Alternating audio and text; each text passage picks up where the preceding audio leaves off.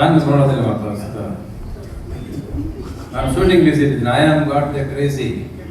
ಅದಲ್ಲದೆ ಇನ್ನೊಂದು ಪಿಕ್ಚರ್ ಮಾಡ್ತಾ ಇದ್ದೀನಿ ನಾನು. ಸೊ ನನ್ನ ಲೋಕದಲ್ಲಿ ನಾನು ಇದ್ದೀನಿ, ಆಚೆ ತಲೆ ಕೆಡಿಸ್ಕೊಂಡಿಲ್ಲ. ಅಲ್ಲಲ್ಲಿ ಸೌಂಡ್ ಬರುತ್ತೆ, ಏನೋ ಬರ್ತಾ ಇದೆ ಸರಿ ಇಲ್ಲ ಅಂತ, ಅದು ಸರಿ ಮಾಡ್ಕೊತಾರೆ, ಅದನ್ನೆಲ್ಲ ತಲೆ ಕೆಡಿಸ್ಕೊಂಡು ಅಂತ ಆಗೋದಿಲ್ಲ. ನೀವು ಮನೆದ್ರೆ ನಾಳೆ ಬೆಳಿಗ್ಗೆಲ್ಲ ಸರ್ ಹೋಗ್ತಾ ಇರ್ತದೆ ಅಷ್ಟೇ. Part of life. ತಪ್ಪು ನಡೀಬೇಕು, ಮನುಷ್ಯ ಒಂದ್ಸರಿ ತಪ್ಪು ಮಾಡಬೇಕು, ಎಡಬೇಕು, ಮತ್ತೆ ಎದ್ದೊಳ್ಬೇಕಾದ್ರೆ ಸರಿ ಮಾಡ್ಕೋಬೇಕು ಅಷ್ಟೇ. ಅದರಲ್ಲಿ ಏನಿದೆ, ಅವ್ರೇನೋ ಪ್ರಯತ್ನ ಮಾಡಿದರೆ ಅದ್ರಲ್ಲಿ ಎಡವಿದ್ದಾರೆ ಅಷ್ಟೇ. ಯಜಮಾನರು ಮಾತಾಡೋ ಸ್ಪೀಡ್ ನೋಡಿದ್ರ, ಅವ್ರು ಮಾತಾಡ್ತಾ ಇದ್ರೆ ಕೇಳಕ್ಕೆ ಚೆನ್ನಾಗಿದೆ, ನೋಡೋಕೆ ಚೆನ್ನಾಗಿದೆ. ವೆರಿ ಬಿಗಿನಿಂಗು ರಾಜು, ಇವತ್ತು ಅಲ್ಲೊಂದು ಮೀಟಿಂಗ್ ಹೋಗ್ಬೇಕು, ಒಂದು 4 ಸಾಲು ಬರ್ಕೊಡಿ ಅಂದರು. ನಾನು ಏನೇನೋ ಬರ್ಕೊಡ್ತಿದ್ದೆ, ಒಂದು 2-3 ಕಾರ್ಯಕ್ರಮಕ್ಕೆ ಆ ಥರ ಬರ್ಕೊಟ್ಟೆ. ಆಮೇಲೆ ಅವರೇ ಮಾತಾಡೋಕ್ಕೆ ಶುರು ಮಾಡಿದ್ರು. ಆವಾಗ ಶುರು ಮಾಡಿದವರು ಇವತ್ತು ನೋಡಿ ಹೇಗೆ ಮಾತಾಡ್ತಿದ್ದಾರೆ ಅವರು ಅಂದರೆ, ನಿರರ್ಗಳವಾಗಿ ಕನ್ನಡದ ಪದಗಳನ್ನು ಎಷ್ಟು ಸ್ಪಷ್ಟವಾಗಿ ಅರ್ಥ ಮಾಡಿಕೊಂಡು ಅವರ ದನಿ ಕೇಳಿದ್ರೆ ಇವತ್ತು ಒಂದು ಕ್ರೇಜ್ ಹುಟ್ಟುವಂಥ ಮಾತುಗಾರ ಆಗಿದ್ದಾರೆ. ಅವ್ರ ಶೋಗಳಲ್ಲಿ ಅವ್ರು ಮಾತಾಡೋದಕ್ಕೆ ಕೇಳಿದ್ರೆ ಇವತ್ತು ಒಂದು ರೋಮಾಂಚನ ಆಗುತ್ತೆ. ಅವರು ಕನ್ನಡವನ್ನ ಇಷ್ಟು ಸುಲಲಿತವಾಗಿ ದಕ್ಕಿಸ್ಕೊಂಡವರಲ್ಲ, ಅದೇ ನನಗೆ ಬಹಳ ಸಂತೋಷವಾದ ವಿಷಯ. ಸರ್, ಇವಾಗ ಇರ್ರೆಸಿಸ್ಟಬಲ್ ಸರ್, ಇರ್ರೆಸಿಸ್ಟಬಲ್.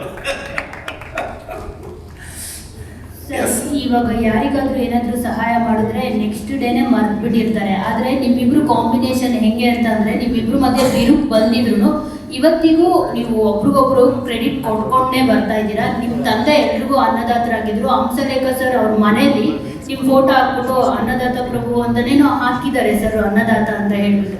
ಸೊ ಅನ್ನ ಕೊಟ್ಟ ಪ್ರಭು ಅಂತ, ಅನ್ನ ಬಿಟ್ಟ ಪ್ರಭು ಅಂತ. ಸೊ ಏನ್ ಹೇಳ್ತೀರಿ ಸರ್ ಇದ್ರ ಬಗ್ಗೆ? ಸ್ವಲ್ಪ ದೊಡ್ಡದಾಕಿ photo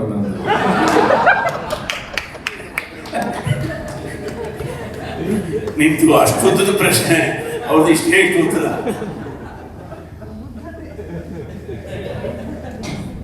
Ravi sir and Hamsalekha sir, ಇದು ಸಂವಾದ ಆದ ಕಾರಣಕ್ಕೆ ಇಲ್ಲಿ ಸರ್, ಇಲ್ಲಿ ಈ ಕಡೆ ನಿಮ್ಮ ಬಲಭಾಗದಲ್ಲಿ ಈ ಕಡೆಯಿಂದ ಪ್ರಶ್ನೆ ಬರ್ತಾ ಇಲ್ಲ ಅಂದ್ರೆ ಅದಕ್ಕೆ ಈ ಕಡೆಯಿಂದ ಪ್ರಶ್ನೆ ಕೇಳ್ತಾ ಇದ್ದೀನಿ ಸರ್. ಇದು ಒಂದು ಮಾಧ್ಯಮ ಸಂವಾದ ಆದ ಕಾರಣಕ್ಕೆ ಮತ್ತೆ ಮಾಧ್ಯಮದಲ್ಲಿರೋ ವಿಷಯಕ್ಕೆ ಒಂದು ವಿಷಯವನ್ನು ಪ್ರಸ್ತಾಪ ಮಾಡಕ್ ಬಯಸ್ತೀನಿ. ಇದು ಇವತ್ತು ರಿಲೆವೆಂಟ್ ಕೂಡ ಹೌದು.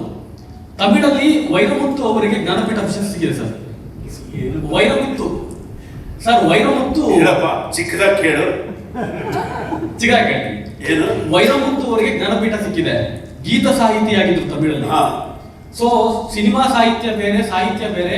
ಸಾಹಿತ್ಯಕ್ಕೆ ಮಾತ್ರ ಜ್ಞಾನಪೀಠ ಕೊಡಬೇಕು ಅನ್ನುವಂತ ಏನು ಮಾತಿತ್ತಲ್ಲ, ಈಗ ಸಿನಿಮಾ ಸಾಹಿತ್ಯಕ್ಕೂ ಕೂಡ ಜ್ಞಾನಪೀಠ ಸಿಗ್ತಾ ಇದೆ.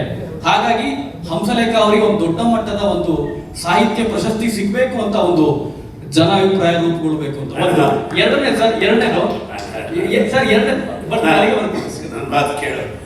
ನನಗೆ ಕವಿ ಅನ್ನೋ ಪಟ್ಟ ತೆಗೆದುಕೊಳ್ಳೋದಕ್ಕೆ ಹೆದರಿಕೆ ಫಸ್ಟು.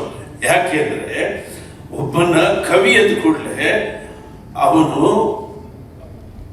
ಬಡವರಿಂದ ದೂರ ಆಗ್ಬಿಡ್ತಾನೆ, ಶ್ರಮಿಕರಿಂದ ದೂರ ಆಗ್ಬಿಡ್ತಾನೆ, ಕಾರ್ಮಿಕರಿಂದ ದೂರ ಆಗ್ಬಿಡ್ತಾನೆ, ರೈತರಿಂದ ದೂರ ಆಗ್ಬಿಡ್ತಾನೆ.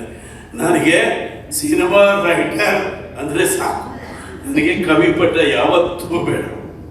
ಇದು ಯಾರ್ಯಾರು ಬಯಸ್ತಾರೋ ಅವ್ರಿಗೆ ಸಿಗಲಿ. ಅವರು ಸಿಕ್ಕಿದ್ರೆ ಅವರು ಅದಕ್ಕೆ ನೈತಿಕವಾದ ಒಂದು ಬದುಕನ್ನ ಗೌರವಿಸುವಂತ ನಡತೆಯನ್ನು ಅವ್ರು ನಡೆಸ್ಕೊಳ್ಬೇಕು. ಯಾರೇ ಆಗಲಿ ಕವಿ ಪಟ್ಟಕ್ಕೆ ಪ್ರಶಸ್ತಿ ಬಂದರೆ ಅವರು ಅದಕ್ಕೆ ನಡ್ಕೊಳ್ಬೇಕು ನೈತಿಕವಾಗಿ. ನಾವು ಸಿನಿಮಾ ರೈಟರ್ಸು, ನಮಗೆ ಕುರಾನ್ ಬರೆಯಿದ್ರು ಬರೀತೀವಿ, ಬೈಬಲ್ ಬರೆಯಿದ್ರು ಬರೀತೀವಿ, ಭಗವದ್ಗೀತೆ ಬರೆಯಿದ್ರು ಬರೀತೀವಿ, ಸೌಂದರ್ಯದ ಮೇಲೆ ಬರೀ ಅಂತೀವಿ, ಕಾಮನ್ ಮೇಲೆ ಬರೀ ಅಂತೀವಿ. ನಮಗೆ ಫ್ರೀಡಮ್ ಇದೆ, ಅವ್ರಿಗೆ ಫ್ರೀಡಮ್ ಇರಲ್ಲ.